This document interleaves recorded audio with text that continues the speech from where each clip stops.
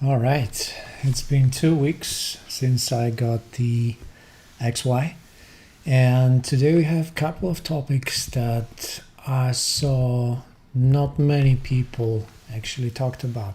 First of all, what I would like to do is actually say things that I did incorrectly on my previous stream. So let me actually go about the undo button. So how the undo on OPXY works, it doesn't undo everything. Basically, if you are recording some kind of pattern, let's say this is like 1 bar, we have like one pattern, and let's say we didn't like what we did. What we can do is click Shift Record, and it's gonna undo, as you can see on the screen. So this is great because let's say you have like a more complicated beat.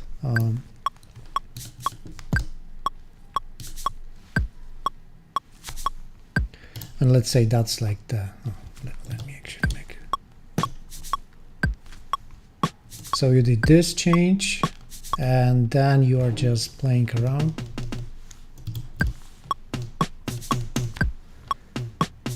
And you don't like this change, right? Right now what you would need to do is you would need to remove everything and recreate this beat from scratch, but then you can just Shift Undo and you don't have this weird thing. So that's how you undo on XY.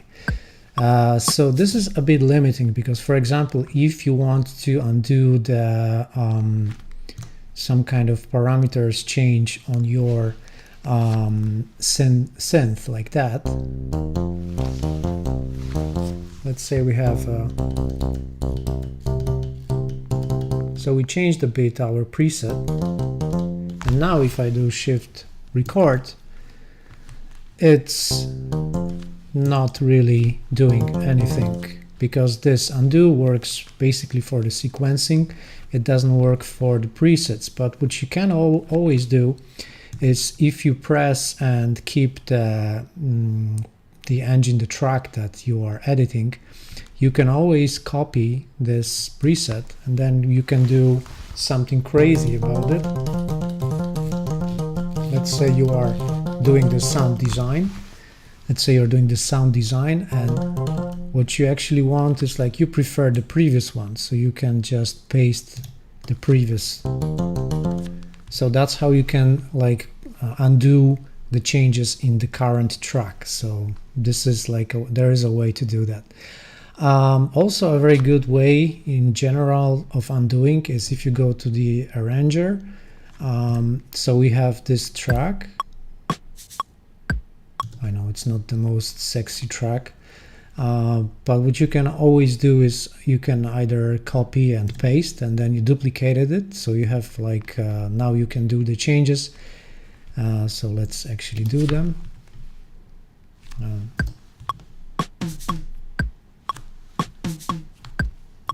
That's one change, and we did another change. And basically now we have this pattern, but we can always switch to the previous one somehow like that. Yep, and you see we don't have this change, and here we have this change. So the arranger view, which is hidden over here, is allowing you to actually do that and do a lot of undoing by doing that. So this is very helpful and in experimenting, because I can give you some kind of workflow. Let's say I will open one of my tracks, one of my experiments. It's nothing fancy actually. I don't even remember which one is that. Let's hear it.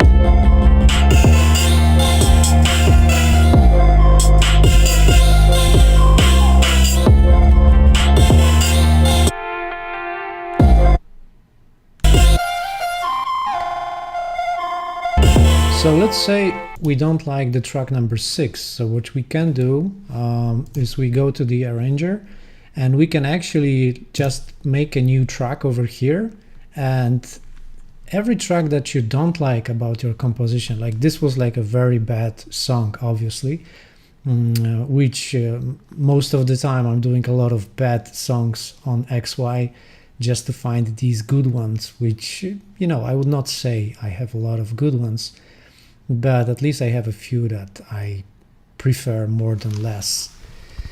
So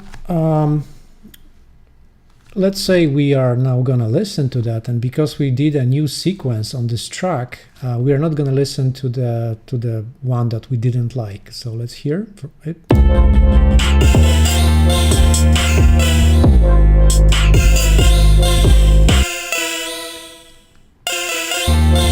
And let's say we also don't like track number 7. So what we can do is we can just create a new pattern, and it's gonna be empty now, and we can always redo the parts of the songs that we don't like, right? And that's a very neat workflow, because in general, when you're working in Ableton or in any other software, basically you kind of always move forward, but sometimes it's good to actually redo parts that you feel are not working with the rest of the song. But of course, you can always undo and go back to them by using the arranger here.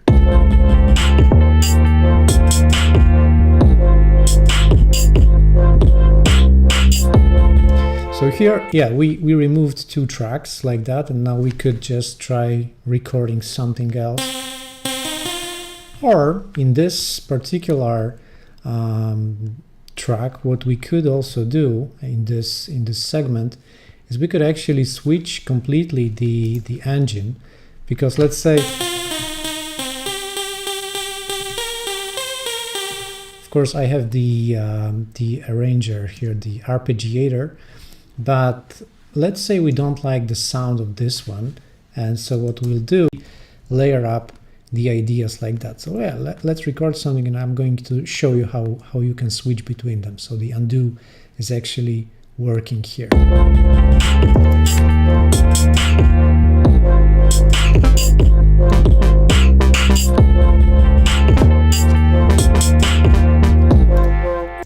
Yeah, I honestly really hate this song. I don't know why I chose that one.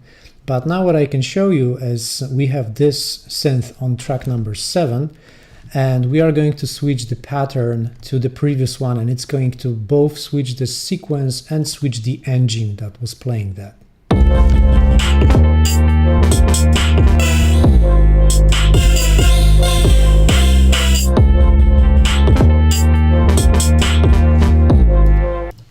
Yep, so I think that kind of tells all the things I wanted to show you about the undo on the XY. I hope in the next firmware updates they are going to add more history and more undoing.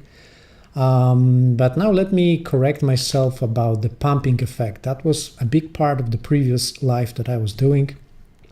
Obviously, back then we didn't have the guide completed, and actually I was recording my first live, I think, in the first few hours of having it. But now after 2 weeks, I finally know how the pumping works and how to actually make it work. So we were trying different things, but actually it's pretty simple. Let's make a simple 4 on the floor beat. So I'm going to choose the kick, and then I'm laying out the four notes.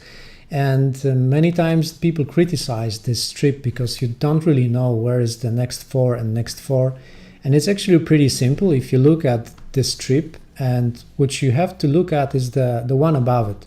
So you see that the first 4 is before the 1, so this is like the first 4. Then you have another one over here, so if you want to have 4 and 4, that's very simple. And then the last one, yeah, obviously, like you just press it on 5. So then we have, first let's hear the beat. Super cool. And then let's add some kind of synth. And I already downloaded this Mellotron sample pack from someone from the community, which is amazing because we have a lot of actually samples. Let's say that's gonna be our synth. So I'm gonna actually do it like that. I'm going to press the first one, choose the notes that are going to be part of the first step in the sequence, and make it long to 16 steps. So you can hear that the first one is actually pumping, but the next four aren't pumping. So how do we do that? So what you need to do basically to activate the pumping is you go to the mastering tab over here, you go to the fourth tab over here, and what you have to do is you have to increase the compression. And let me show you, while it's going to be pumping, how this affects everything. You might not hear it very precisely yet, because what I advise to do is actually crank up the percussion.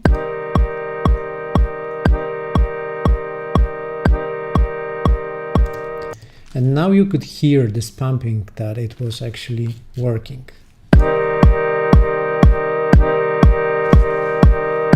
Now I'm going to gradually turn down the compressor, so you'll see the difference between full compression and zero compression.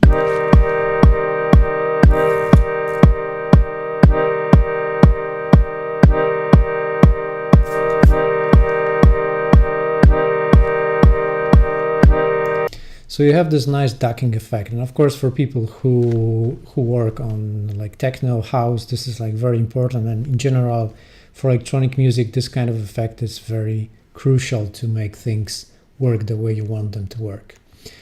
All right, so the next topic that we have here is maybe like tell a few more words about how the master works. So this is the tab number 4. A very useful tab is tab number 2. Let's go first about tab number 2, because what you can hear here is the like equalizer. The first knob is about the bass, then the mids, and then the highs.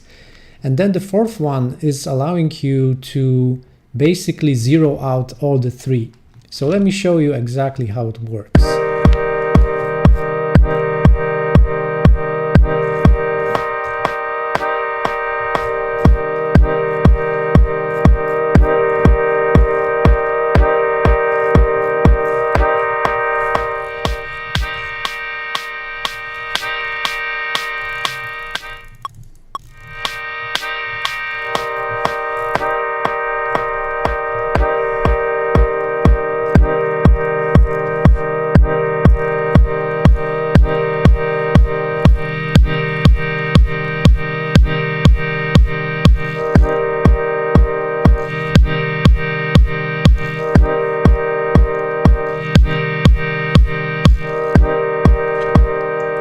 So you saw that when I was cranking up and down the fourth one, I was basically canceling out all the changes that I did on the first three, and that's kind of how this tab works.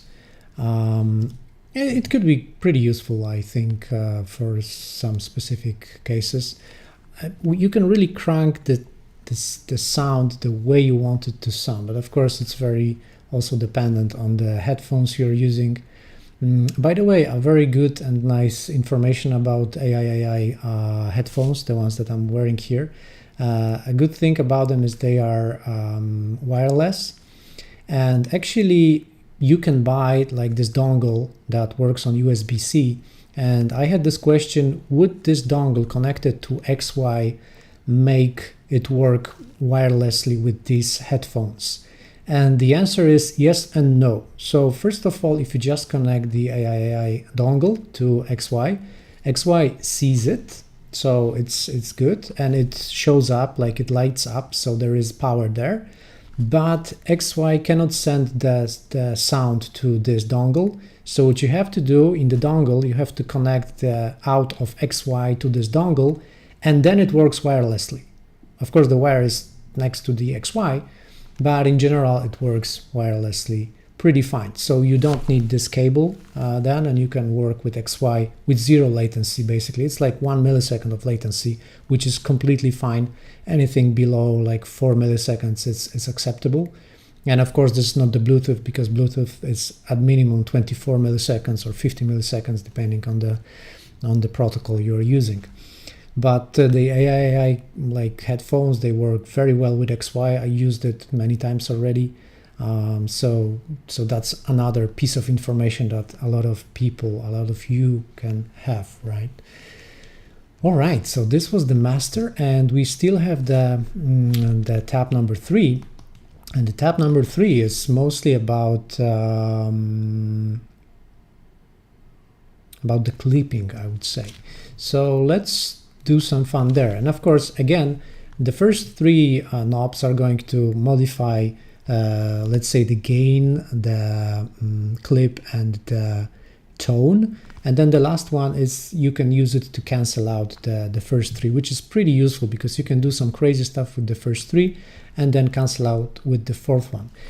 Pretty important thing to know is that you cannot automate this equalizer, these parameters here, or this master compressor. I would love them to be, you know, sequenceable as well, because, you know, sometimes you want, let's say, more bass in the whole track than in the other part of the song, but you cannot do that. What you'd need to do is like use filters on each track probably, or just use punch-in effects to achieve something like that, right? Okay, so let me show you this clipping, gaining, tone tab. Like the third one, the tone, it's about making more treble or more bass also. Like the third one is pretty easy to understand. The first 2 are more different, but maybe with this simple example you're going to hear it. So let's try.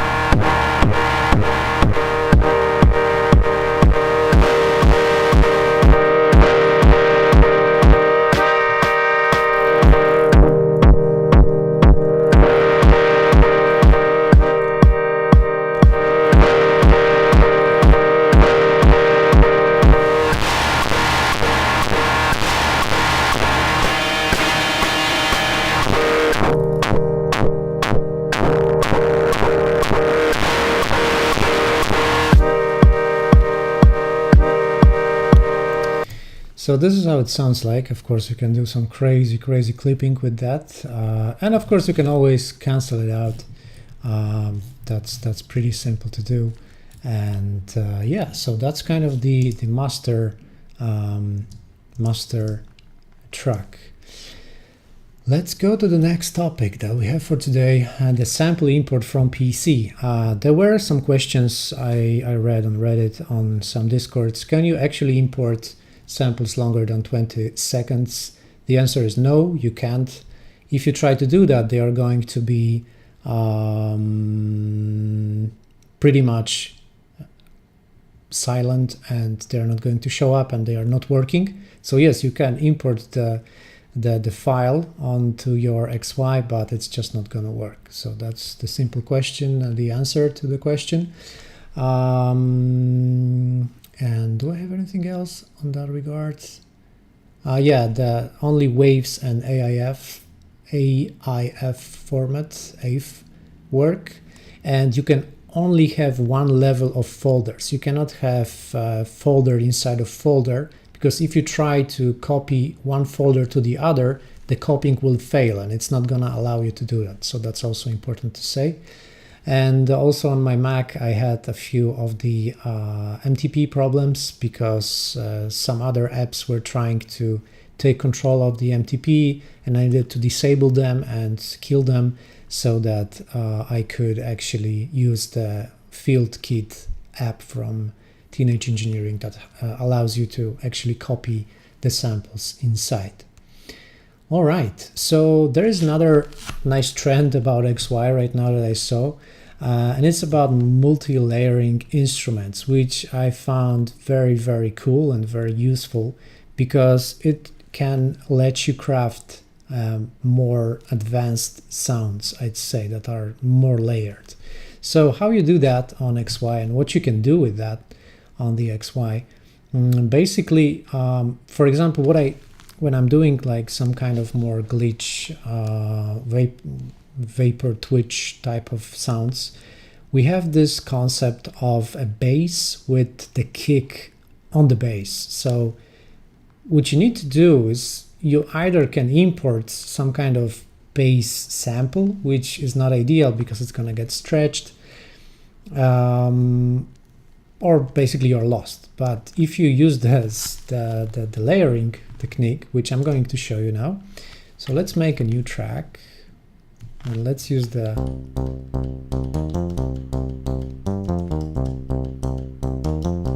let's say we have this sample bass on track number 3, and we wanted to have the kick on every press, right? So let's go to track number 1. We are going to switch the engine to sampler, and it's not the multi-sampler. Actually, with multi-sampler, it's a bit even better, but I'm going to show you the difference in a second. So when you're in the empty sampler, what you need to do is you need to press Shift and Sample. And let's get some kicks there. I have a few kicks that I imported from my library. So let's say the oversample. So we have the kick. Okay, that's great. And here we have the bass. And what we want to do is whenever we play the bass, we want to hear the kick. So what you need to do is you need to click and press the track that will be the master track, and you can choose up to, I think, 3 more channels, 3 more tracks that are going to be linked to this track.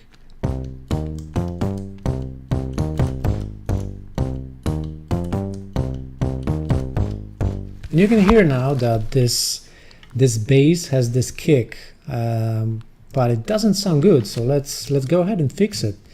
Let's increase the percussion.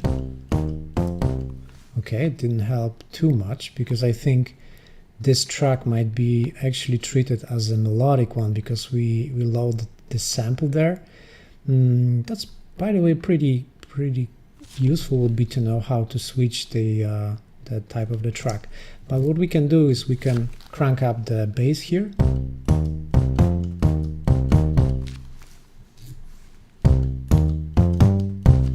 Okay, it already sounds better. Let's add the compression. Turn up the master.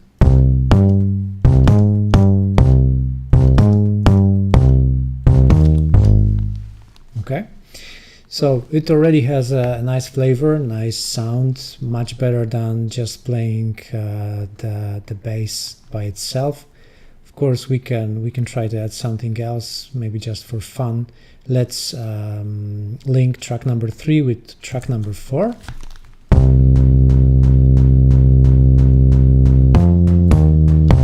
Okay, let's see what is actually on track number 4. So okay, it's something like that. So let's try to. So this linking doesn't work actually. Maybe because we already linked something, it doesn't register the other linking. So let's try to link from number 4 to 3 and 1. Okay, so it just doesn't work here. You have to be on the track, I think. So press and then add the 4. Yeah, now you hear it's linked. So you have to be on the track to actually link it.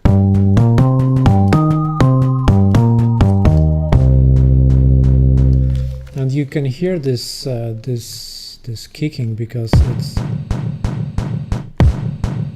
you hear that it's looping.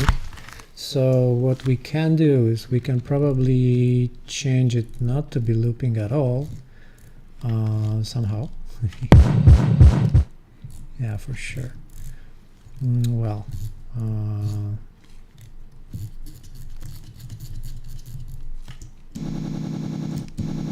yeah, that was okay.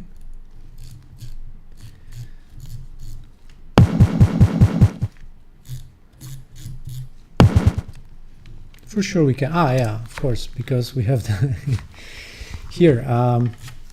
What we can do is we can just do the plaque sound like that, or even just make it shorter. So let's record some kind of sequence there, so we'll be able to tweak the sound of it. Let's think about. Yeah, that sounds good.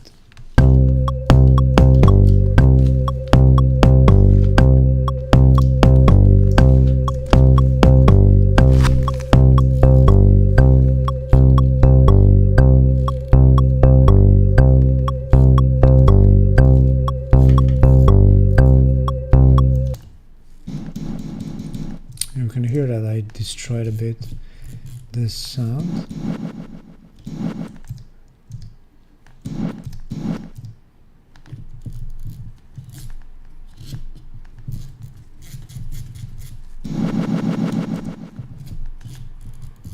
And that sounds terrible. Let me maybe just recreate this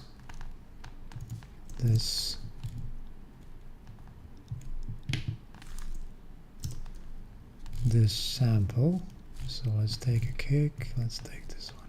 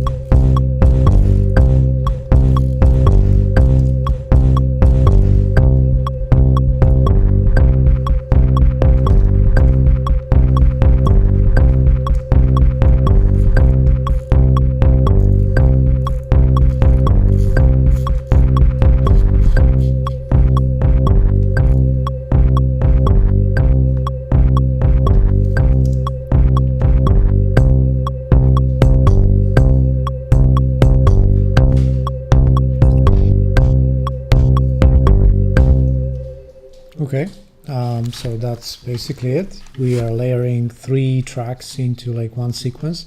And interesting thing is that if you have like this sequence that we created, of course you can still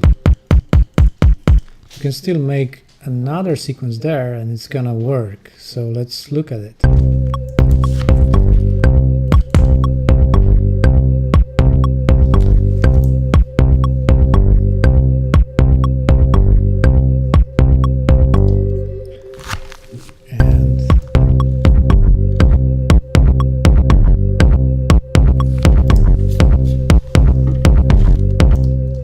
Yeah, so you can do those kinds of crazy stuff here. That's great.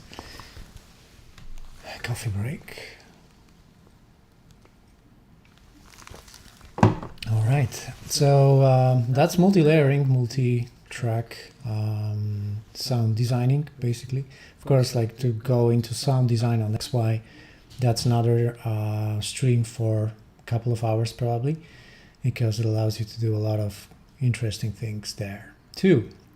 All right, so another topic, next one, is the parameter locking and how what crazy we can do with everything. So maybe let's try to make this track a bit more interesting because it's pretty boring. So we'll use the brain for that.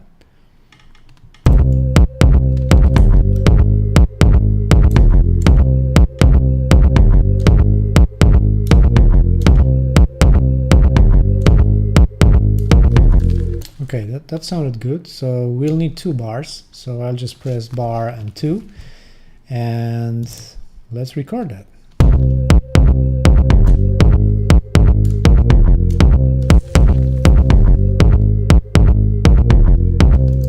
Yeah, that was simple, right? Like we didn't need to do a lot of things, just sequence of 3 buttons. And what I wanted to show now is how we can basically destroy the sound a lot and have fun with effects, and show how to param lock the effects on every single step. So let's switch to the phaser effect, which I really like. Let's first enable its sound on basically all of the 4 tracks, let's say, at 100%.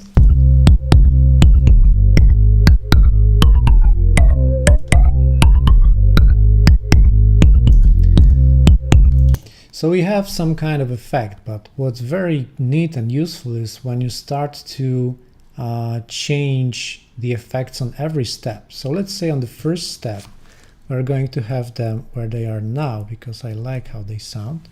Then let's say on step number 4, we are going to make this one randomly there. Then on step number 5, I'm going to, sorry, step number 8, doing it there. And step number 13, it's gonna be like that. And let's hear it like that right now.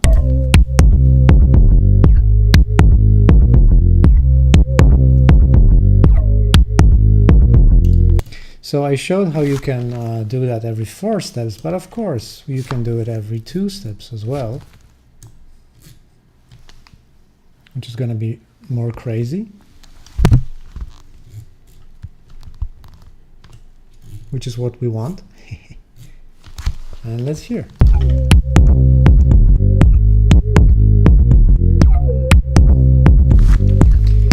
What we can also do is we can record 1 parameter manually on top of that. So let's do that.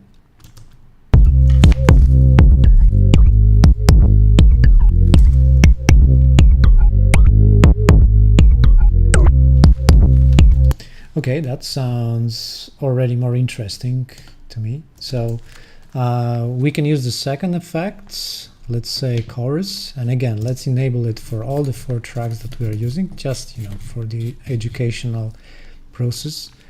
And let's hear it first.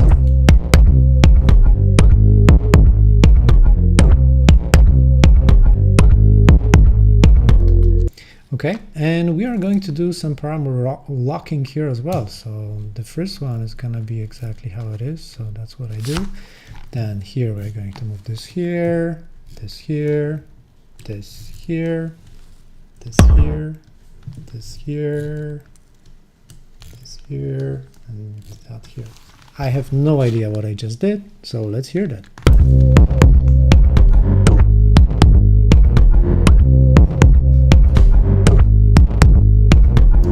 And now what we can hear is that it's a bit muddy. So what I usually do is I go to our mastering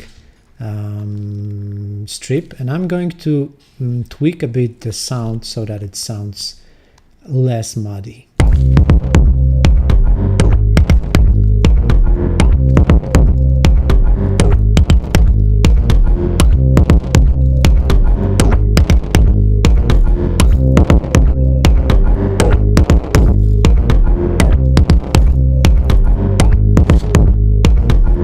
Yeah, so you can hear that you can then play with the sound.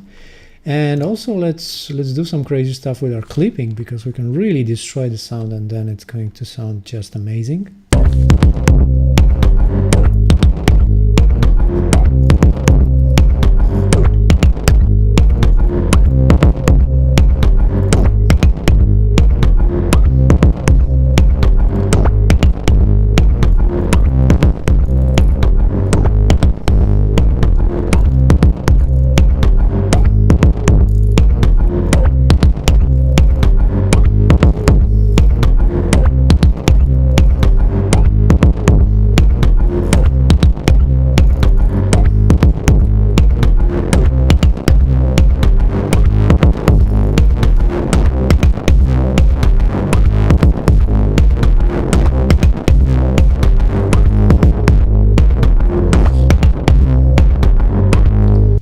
Okay, so as you can see, we added two effects. We param locked them, and then we tweaked the sound to have some kind of form that is more useful and more pleasant to the ears. That's a crazy genre that I'm doing here in general, so it's maybe for some people might not be pleasing at all, but yeah, I like it, so that's why I do it. You can have fun with XY like that, for example. I'm just showing some kind of workflows I'm doing. Next topic for today, the arranger. The arranger is a thing that that a person asked me on the Discord of Teenage Engineering. And so basically, how can you arrange the track? So we have some kind of like phrase already.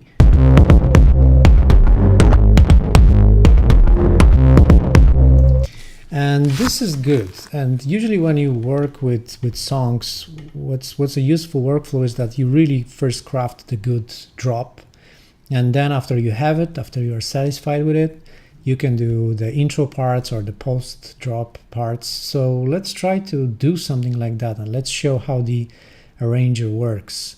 I don't have too much experience in that because most of my 2 weeks I was basically crafting the drops and I didn't go to the arranging them too badly. I think I arranged 2 songs with the arranger. But basically what you need to do is you need to think about it like the scene. So this was the scene number 1, let's say it's a drop. And we are going to craft something that will go before the drop. So what we can do now is we are going to switch to scene number 2. And scene number 2 is going to sound exactly like scene number 1. But what we can do here is we can decide in this scene number 2 to mute a few of the tracks. Let's say we are going to mute the bass and the 4th track, and we are going to end up with just the percussion.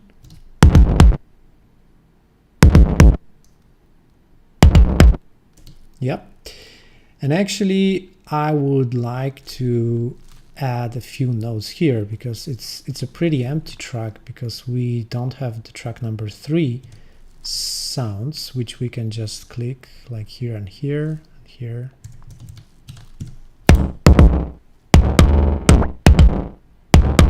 So let's say that's gonna be our intro. I know it's not the best intro, we might work on it later, of course, but that's scene number 2. And now we are going to be working on the scene number 2, and we can always switch back to scene number 1, and it's gonna be looping. The scene number 1 is gonna be looping. We can work on it, we can tweak it, we can make it sound good. Whenever we want, we can switch to scene number 2. But what's useful is you can also go to the song mode, and you can actually write which scenes are going to be played. So let's say first we want scene number 2, and then twice scene number 1. And if you press play in the song mode, it's gonna play these scenes in sequence. But of course, you can always go back to the scenes themselves and just, again, loop only scene number 2, and it's gonna be looping only that scene. And then you are going to be working on any scene, and when you are ready, you can go back to the song and it's gonna play the whole song when you press play. So let's see that.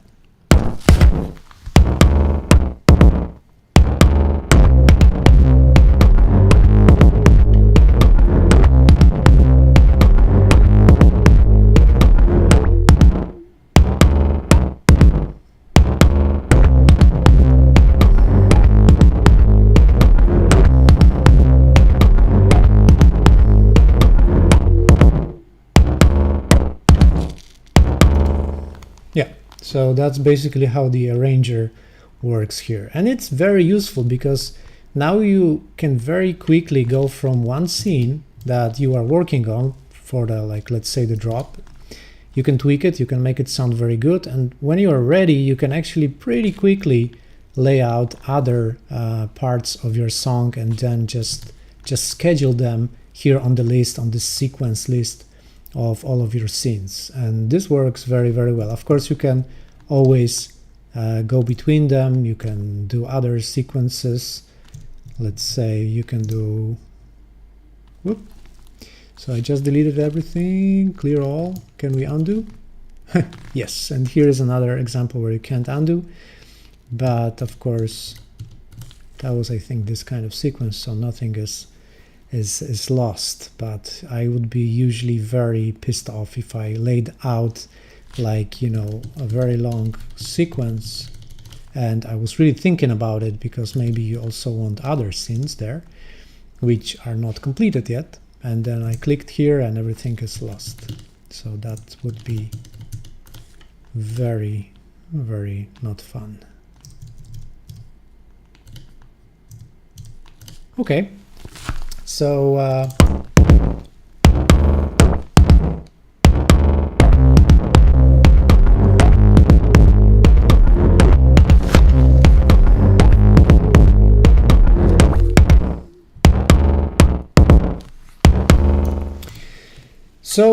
the next cool topic for today I had, and I'm running out of topics for today almost, is the tape loop, which I always underestimated in general, but it allows you to do a lot of more sonic flavor to the sound, to your song, than I thought.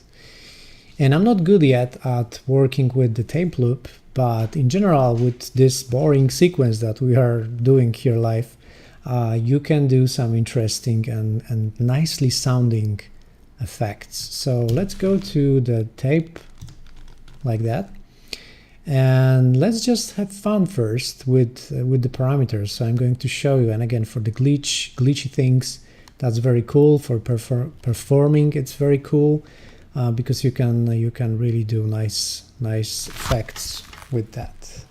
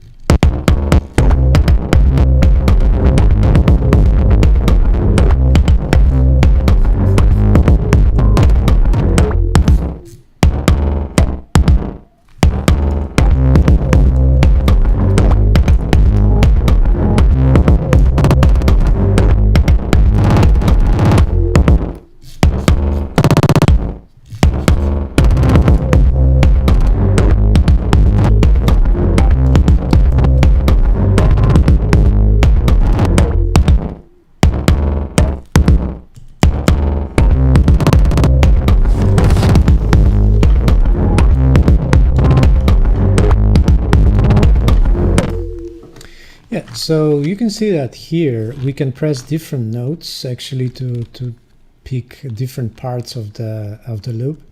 Then you can basically choose what's the playback speed of that. Is it going to be 2 times faster, or half the speed, or something in the middle? You can choose how many bars are saving in the tape loop. So it's like 1 bar, or like all the 16 kind of bars.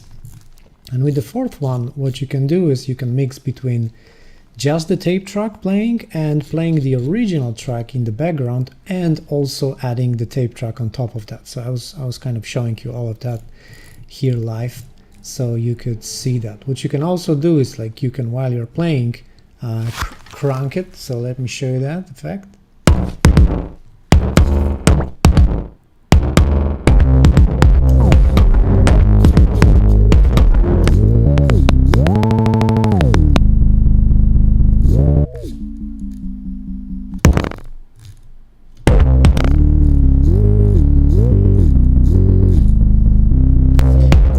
And a nice thing about this one is that you can actually also sequence that up. So let's say I will do this kind of sequence. So what it's gonna do, it's gonna use one bar and it's gonna slow down on these 4 steps. So let's hear that.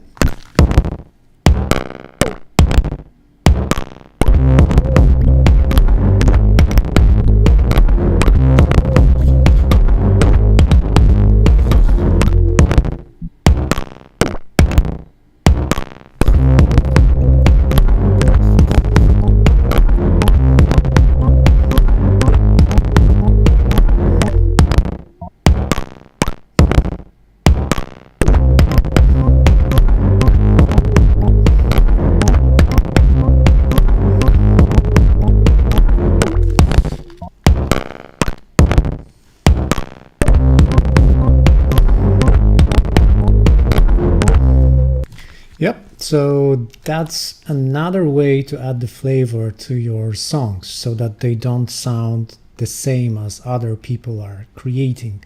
Of course, I advise you to import your own samples, to buy the samples and import them, and basically, you know, tweak the presets from that are included with the device, because these sample engines are, or the synth engines are very, very good. I was able to really replicate basically all of the sounds I wanted. It was sometimes a lot of tweaking to actually get all of them to sound well, and I think the sound design live is going to be something we'll do later.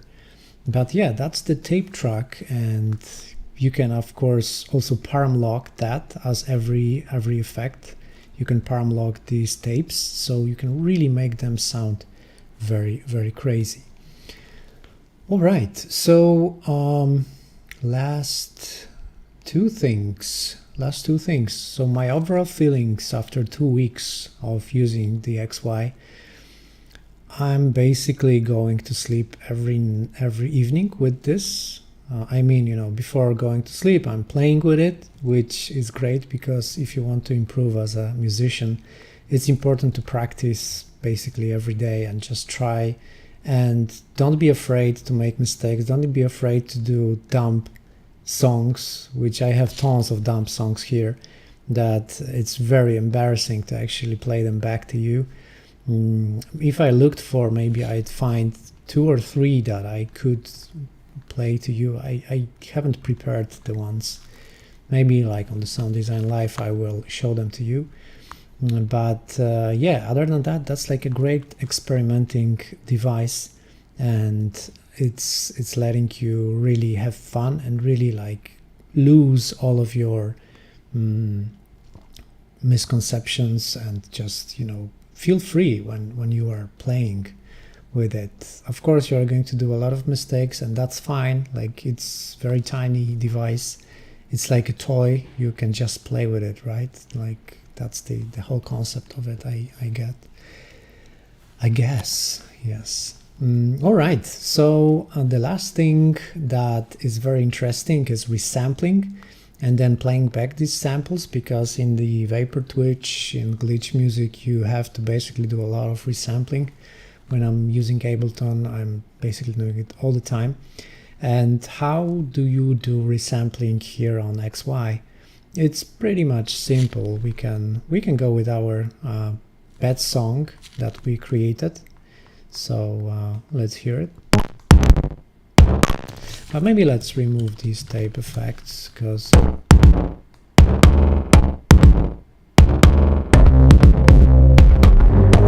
okay. So in order to resample, you have to basically click here, and then you're ready to sample. But of course, you have to pick the sound source.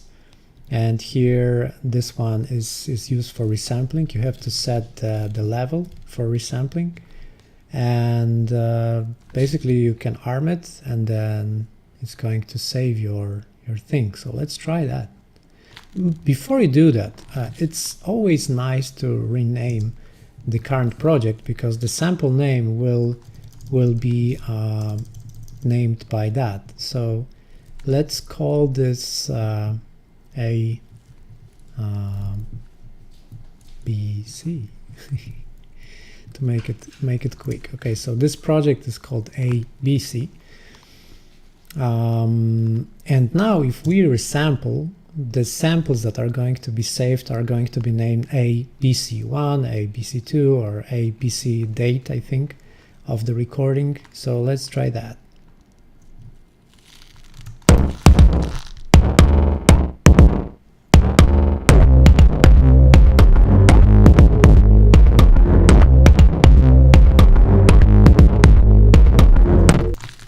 Okay, so we have the sample, we can play it back.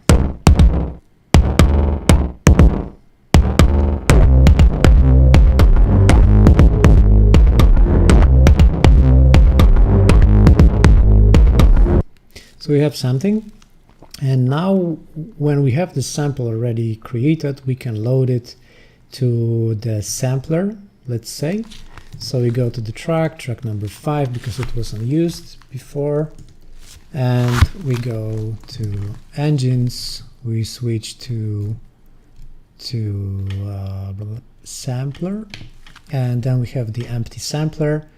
We click on the sample choosing, we go to the user folder. As you can see, I already have tons of folders because I imported this Mellotron samples, so it kind of made it a bit more difficult to find the one. So ABC G2, and it also saves where you pressed it. So now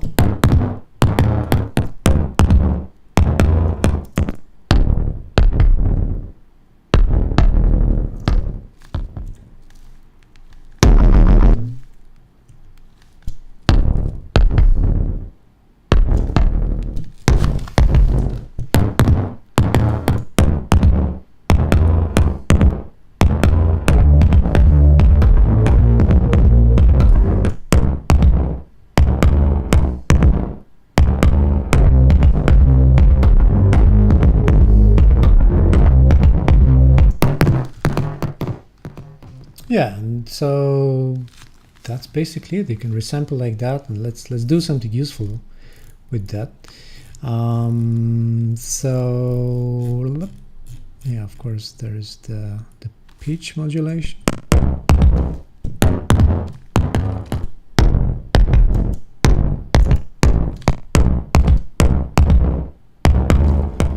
And let's change the looping points. Oh, let's actually start it later.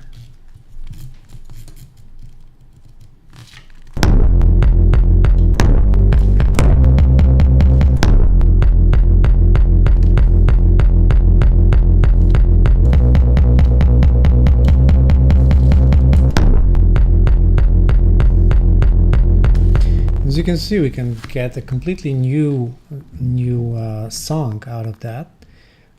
Which, you know, I can try to do. We can go to our scenes, we can go to scene number 3. On all of the tracks we can click a new strip, so now nothing plays, and we are on track number 5.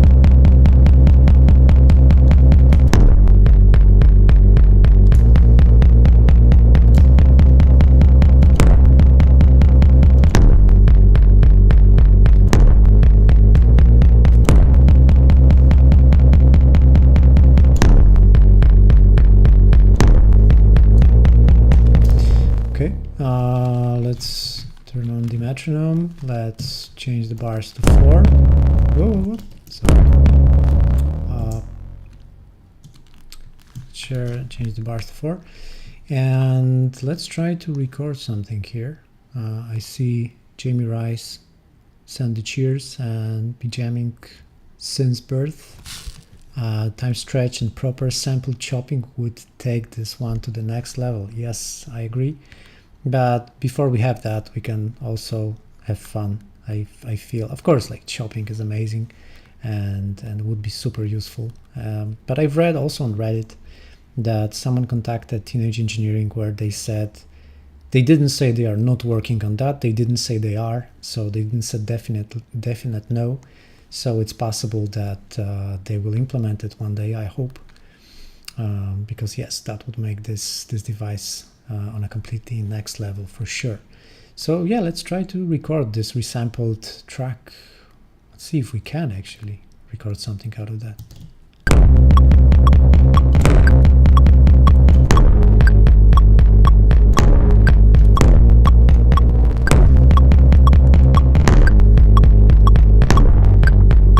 Oh yeah, that's terrible actually.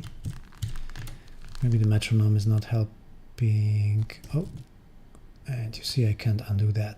So there are things you can undo, like recording you can undo, but if you switch something on the sequence, you cannot just undo that. So let me try to record again.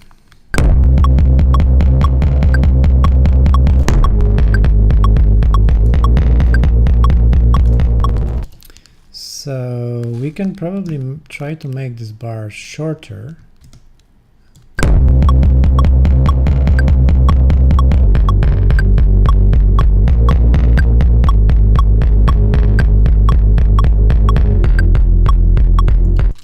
Very crazy. No, I won't continue here with this sample because it doesn't sound any interesting for sure.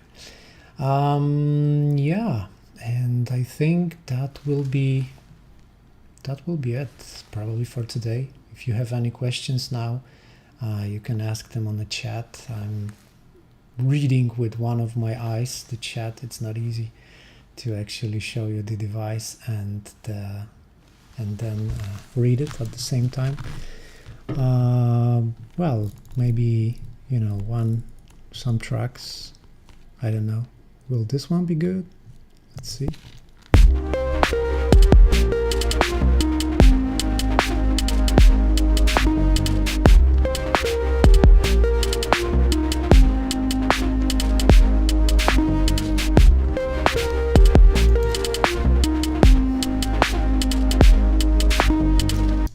Yeah, that's like example of one of the tracks I did. You know, maybe not the best, but still something, you know, I'm just playing. Every evening I'm playing with it and it's just fun. This one is called very... I should censor that probably, but let's hear it. I don't remember even the tracks anymore.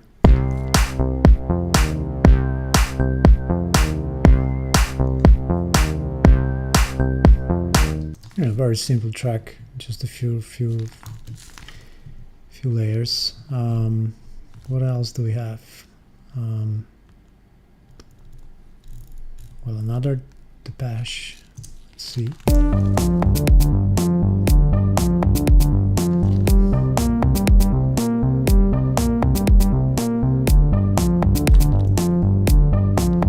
Yeah, that's a simple one. Again, these are just random experiments. These weren't even in the evening. I was just on the bench and like I just played something and it kind of worked. Let's hear this one. It's I think a glitchy one.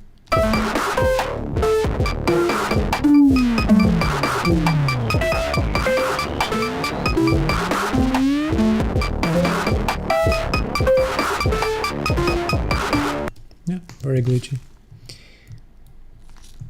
Another one.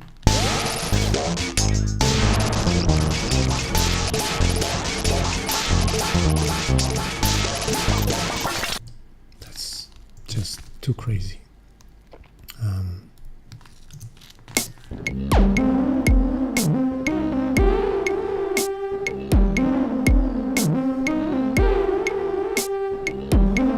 Yep, that's another song. Another experiment basically, because these are all experiments, not really song.